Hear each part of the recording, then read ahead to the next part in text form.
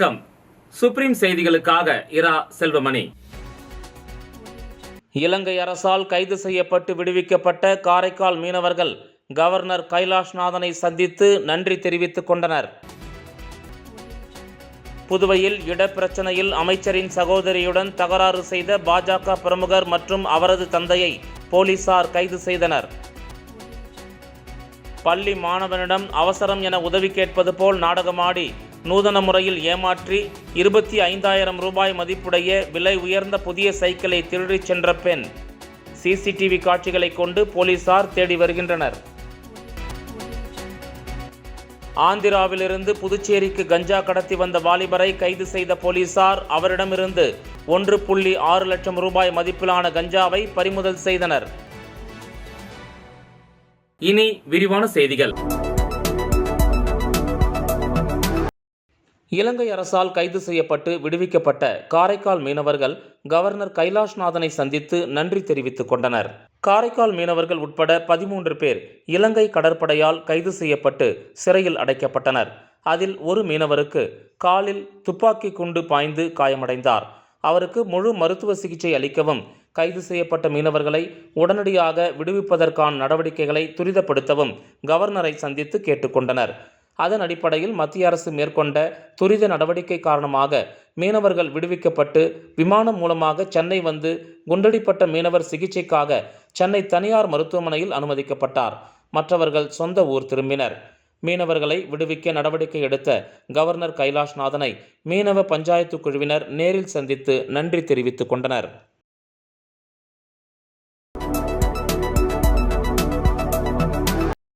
இடப்பிரச்சனையில் அமைச்சரின் சகோதரியுடன் தகராறு செய்த பாரதிய ஜனதா கட்சி பிரமுகர் மற்றும் அவரது தந்தையை போலீசார் கைது செய்தனர். புதுச்சேரி லாஸ்பேட்டை சாமிப்பிள்ளை தோட்டம் பகுதியைச் சேர்ந்தவர் செந்தில்குமார். இவரது மனைவி ஈஸ்வரி புதுச்சேரி ஆதிதிராவிடர் நலத்துறை அமைச்சர் சாய்ஜே சரவணன்குமாரின் சகோதரி ஆவார். ஈஸ்வரிக்கு அதே பகுதியில் 800 சதுர காலி மனை உள்ளது. இந்த இடத்தை வெகு நாட்களாக பராமரித்து வந்த பாரதிய ஜனதா கட்சியின் பிரமுகர் உமாசங்கர் மற்றும் அவரது தந்தை காசிலிங்கம் ஆகியோர் தங்களுக்குத்தான் சொந்தம் என கூறி தகராறு செய்தனர். இந்த இடத்திற்குள் யாரையும் அனுமதிக்க மாட்டோம் என கூறி செந்தில்குமாரிடம் வாக்குவாதத்தில் ஈடுபட்டனர். செந்தில்குமார் புகாரின் பேரில் லாஸ்பேட்டை போலீசார் தாசில்தார் மற்றும் வருவாய்த்துறை மூலம் இடத்தை அளவீடு செய்து விசாரித்தனர். அதில் அந்த இடம் செந்தில்குமாருக்கு சொந்தமானது என தெரிய வந்தது. இதையடுத்து லாஸ்பேட்டை போலீசார் வழக்கு பதிந்து உமாசங்கர் காசிலிங்கத்தை கைது செய்தனர்.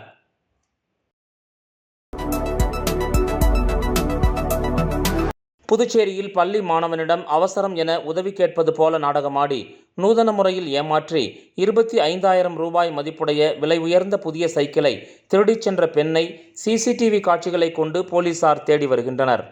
புதுச்சேரி காமராஜ் நகர் தொகுதிக்கு உட்பட்ட நாராயணதாஸ் வீதியைச் சேர்ந்த 9ஆம் வகுப்பு பள்ளி மாணவன் கடந்த ஒரு வாரத்திற்கு முன்னர் தனது பெற்றோர்கள் வாங்கி கொடுத்த ரூபாய் 25,000 மதிப்புடைய தனது விலை உயர்ந்த புதிய சைக்கிளில் நேற்று மதியம் அருகில் உள்ள கடைக்கு சென்று வீட்டிற்கு திரும்பிய நிலையில் அவரை பின்தொடர்ந்து வந்த ஒரு பெண் வீட்டிற்குள் இருந்த மாணவனை அழைத்து தனது கையில் கொண்டு வந்த மணிபர்ஸ் அருகில் உள்ள கடையருகே தவறிவிட்டது என்றும் யாரேனும் எடுத்து விடுவார்கள், சைக்கிளை தந்தால் உடனே சென்று எடுத்து வந்து சைக்கிளை திரும்ப கொடுக்கிறேன் என உதவி கேட்பது போல நூதன முறையில் நாடகமாடியுள்ளார்.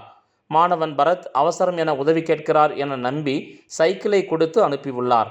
ஆனால் சைக்கிளை எடுத்து கொண்டு சென்ற அந்த பெண் நீண்ட நேரமாகியும் திரும்ப வரவில்லை. மாணவனும் சைக்கிள் வரும் என எதிர்பார்த்து வாசலிலேயே காத்திருந்த நிலையில் சைக்கிளை எடுத்து சென்ற பெண் திரும்பி வராததால் சைக்கிள் திருடப்பட்டதை அறிந்த மாணவன் பரத்தின் பெற்றோர்கள் பெரியகடை காவல் நிலையத்தில் புகார் அளித்ததன் பேரில் வழக்கு பதிவு செய்த போலீசார் சிசிடிவி காட்சிகளை கொண்டு சைக்கிளை திருடிச் சென்ற பெண்ணை தேடி வருகின்றனர்.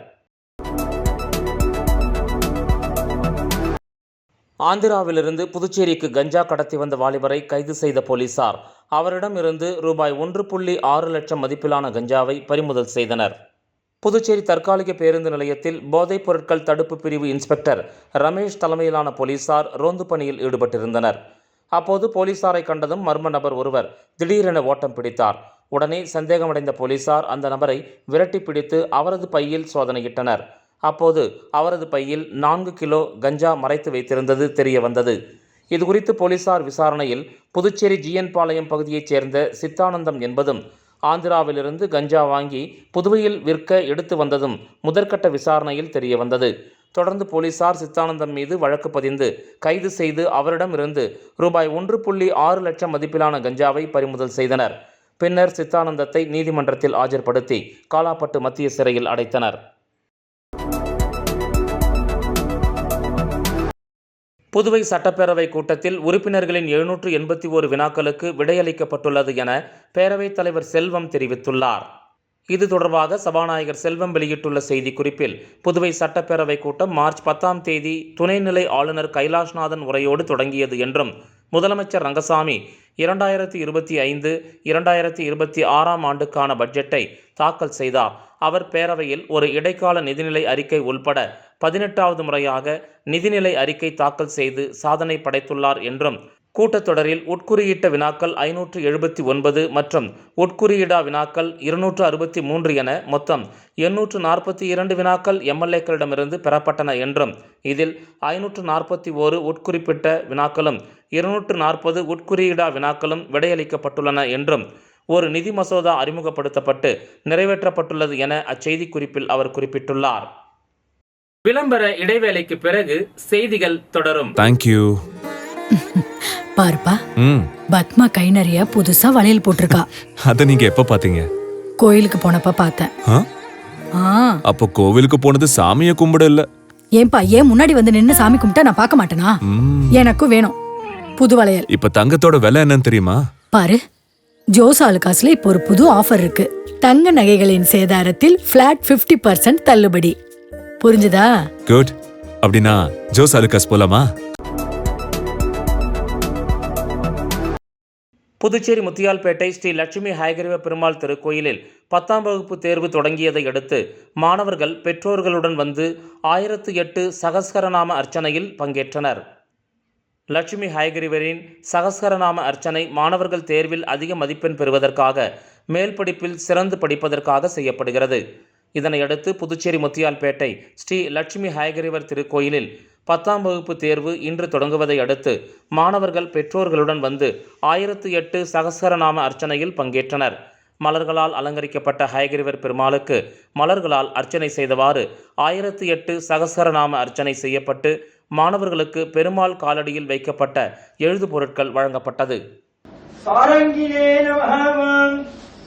निर्भयमुद्रकाय नमः शिक्ष्याभूत विद्यास्ते विजवैभव वेदकाय नमः अष्टान्तरम्याय नमः अष्टभुजाय नमः यष्टिसिद्धिकराय नमः मूर्तिपुत्रस्तुताय नमः आनीत वेदपुरुषाय नमः विधिवेदोपदेशकृते नमः संस्कृताय धीमहि नो नारसिंहक्षोदयात् ज्वालाहोबिला मालोन रोधा कालञ्च भर्गव उदानन्दो चक्रवध पावनो दानकल लक्ष्मीनृसिंहाय नमः.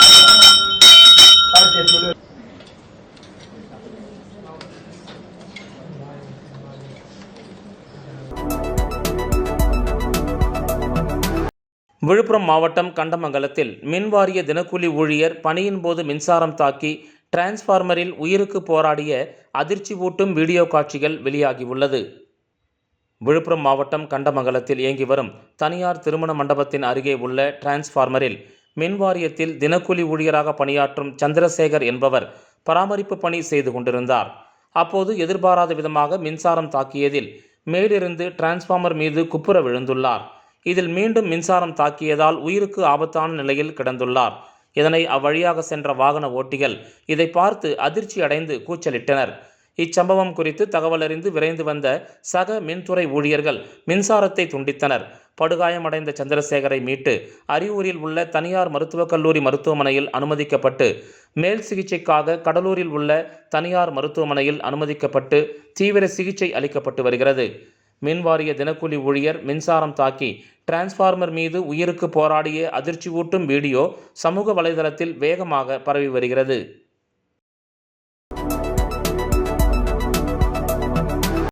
கூனிமுடக்கு அருகே வழுதாவூர் சேரன் நகரில் எழுந்தருளி உள்ள ஆதி கைலாசநாதர் தியான திருக்குடிலில் தேய்பிறை பிரதோஷ வழிபாடு நடைபெற்றது.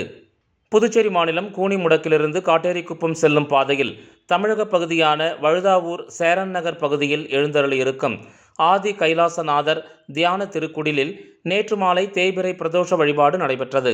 முன்னதாக சாமிக்கு பால், தயிர், இளநீர், சந்தனம், விபூதி, பஞ்சாமிர்தம், பன்னீர் உள்ளிட்ட பல்வேறு திரவியங்களால் அபிஷேகம் செய்யப்பட்டது.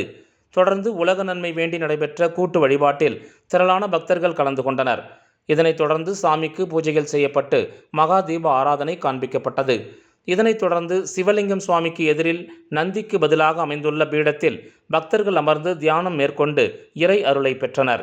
தொடர்ந்து விழாவில் கலந்து கொண்ட பொதுமக்கள் அனைவருக்கும் அன்னதானம் வழங்கப்பட்டது.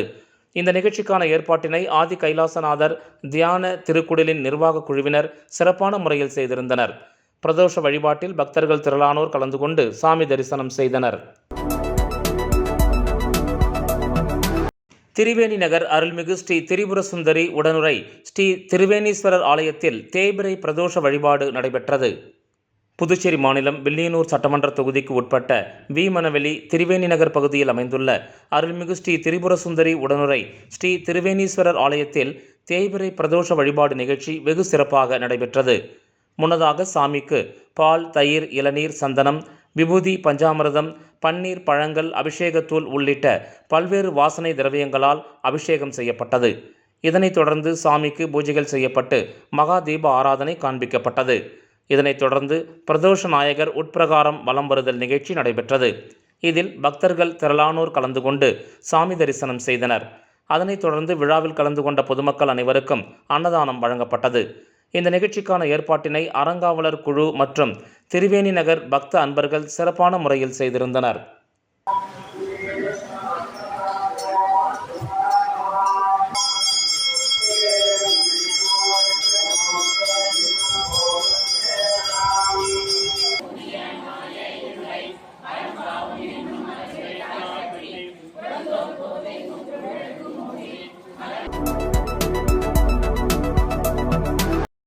புதுச்சேரி மடுகரையில் நடந்த இறுதி ஊர்வலத்தில் ஏற்பட்ட தகராறில் ஒருவரை கத்தியால் குத்திய இருவருக்கு தலா 5 ஆண்டுகள் சிறை தண்டனை விதிக்கப்பட்டது.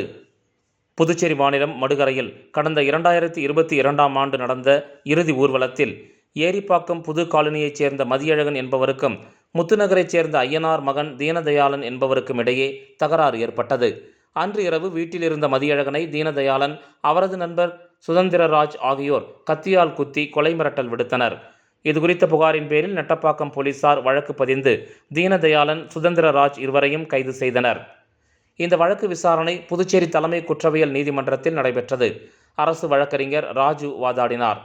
நேற்று விசாரணை முடிந்த நிலையில் தீனதயாளன், சுதந்திரராஜ் இருவருக்கும் தலா 5 ஆண்டுகள் சிறை தண்டனை விதித்து தலைமை குற்றவியல் நீதிபதி சிவக்குமார் தீர்ப்பளித்தார். மீண்டும் முதன்மை செய்திகள். இலங்கை அரசால் கைது செய்யப்பட்டு விடுவிக்கப்பட்ட காரைக்கால் மீனவர்கள் கவர்னர் கைலாஷ்நாதனை சந்தித்து நன்றி தெரிவித்துக் கொண்டனர். புதுவையில் இடப்பிரச்சனையில் அமைச்சரின் சகோதரியுடன் தகராறு செய்த பாஜக பிரமுகர் மற்றும் அவரது தந்தையை போலீசார் கைது செய்தனர். பள்ளி மாணவனிடம் அவசரம் என உதவி கேட்பது போல் நாடகமாடி நூதன முறையில் ஏமாற்றி 25,000 ரூபாய் மதிப்புடைய விலை உயர்ந்த புதிய சைக்கிளை திருடிச் சென்ற பெண்.